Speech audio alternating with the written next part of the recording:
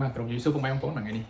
នាំនៅចំណុចពុកម៉ែបងប្អូនថ្មីមួយទៀតទាក់ទងជាមួយនឹងមុខងាររបស់ក្បាលបញ្ជាធំរបស់យើងបាទបងប្អូនបញ្ជាទីមកអញ្ចឹងទាក់ទងជាមួយនឹងក្បាលធំនេះគឺជាប្រភេទក្បាលប្រើប្រាស់សម្រាប់បញ្ជាធំ Softner បាទអញ្ចឹងនៅលើការប្រើប្រាស់របស់វាអញ្ចឹងនៅលើក្បាលធំរបស់យើងគឺយើងមានតនិករហូតដល់5បាទដែលតនិកទី1នេះដូចបងប្អូនបានឃើញគឺអក្សររបស់វាគឺ Swiss បាទអញ្ចឹងគឺ Swiss នេះគឺមុខងារមួយសម្រាប់ធ្វើការចម្រោះបាទមុខងារចម្រោះទឹកគឺយើងប្រើតនិកទៅលើ Swissចឹងនៅពេលដែលយើងមូលបន្ថែមមកកាន់តនិកទី2នេះបែបនេះនៅពេលដែលវាច្អល់មកកាន់តនិកនេះបាទគឺ backwash នេះ backwash នេះគឺមានទូនាទីធ្វើការសម្អាតនៅកកនៅអីផ្សេងៗនៅពេលដែលធុង softener ហ្នឹងចាប់បានតាមរយៈពេលការប្រើប្រាស់ទៅពេលដែលយើងបើក backwash នេះកកនៅក្នុងធុងអីផ្សេងៗនេះគឺនឹងត្រូវបានខ្ពុលចេញតាមទយោទឹកសំណល់របស់យើងបាទហើយតនិកបន្តទៀតបាទតាក់ទងជាមួយនឹងតនិកទី3តនិកទី3នេះគឺមានឈ្មោះថា brine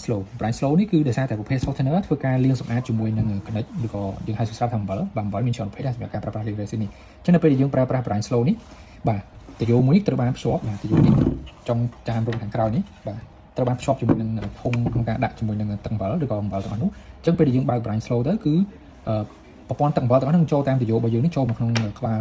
វិជាហើយបញ្ចូលទៅក្នុងធុងរបស់យើងអញ្ចឹងអំបិលធ្វើការនឹងជ្រាបចូលទៅក្នុងធុងរបស់យើង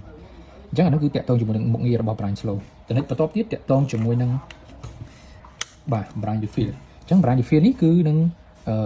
ដំណើរការរបស់វានឹងមានទឹកហូរចេញពីក្នុងធុងយើងតាមទយោនឹងវិញដដែលចេញមកខាងក្រៅវិញចេញពីក្នុងធុងមកខាងក្រៅចូលមកកាន់ធុងនៃស្តុកជាមួយនឹងអំបិលរបស់វិញ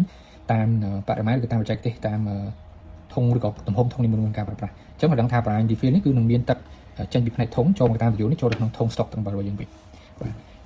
ហើយតនិកបន្ទាប់ទៀតបាទតនិកទី5ទី5នេះគឺតាក់ទងជាមួយនឹង fast ring នេះមានតួនាទីធ្វើការសម្អាតធម្មតា softener នេះធ្វើការកាត់ជាតិអំបិលចូលទៅធ្វើការកាត់កកឬក៏កាត់សារជាតិកបោសារធាតុរឹងក្នុងទឹកអញ្ចឹងវាបានរងទុកនៅក្នុងធុងហ្នឹងអញ្ចឹងពេលដែលយើងសម្អាតរួចរាល់យើងបើកមក fast ring នេះនឹងទឹកធ្វើការខ្ពុលកកឬក៏ជាតិរឹងដែលនៅដែលអំបិលធ្វើការកាត់បានហ្នឹងនឹងខ្ពុល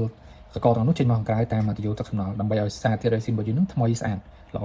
បាទអញ្ចឹងតនិកធុងវិជាធុងរបស់ softener នេះមានតែ5តនិកទេហើយតនិកធុងនេះពេលដែលយើងប្រើប្រាស់រាល់យើងគ្រាន់តែធ្វើការវិជា